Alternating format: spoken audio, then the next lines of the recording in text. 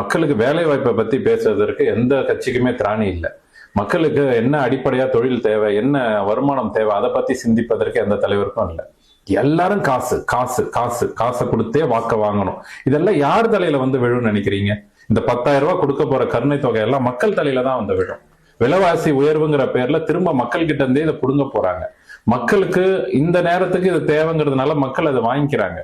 ஆனா பின்னாடி வரக்கூடிய அந்த சிக்கல்களை, பின்னாடி வரக்கூடிய மக்களுமே உணர மாட்டாங்க. அவர்கள் சூழ்நிலை அந்த மாதிரி. அந்த சூழ்நிலையிலேயே இவர்கள் வச்சிருக்கிறாங்க. யார்? இந்த கட்சிகள், ஆட்சிக்கு வரக்கூடிய கட்சிகள் இப்படியே வச்சிருக்கிறாங்க. இதெல்லாம் வந்து மக்கள் அனுமதிக்கவே கூடாது. இந்த மாதிரி ஊக்கத்தொகை, கருணை தொகை, என்ன பேர் அது? கருணை தொகை. இவன் யாரு கருணை தொகை கொடுக்கறதுக்கு?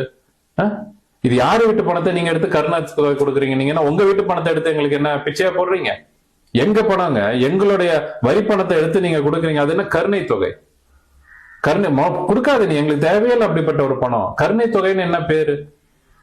இவங்க எல்லாம் ஆட்சிக்கு வந்தா என்ன மக்களுக்கு நல்லது செய்ய போறாங்க? இந்த முறை மாற்றம் வரணுங்க. மாற்றம் கண்டிப்பா வரணும். மக்கள் வந்து இன்னைக்கு வரக்கூடிய தளபதியா வந்து ஒரு வாய்ப்பை கொடுத்து பார்க்கணும்.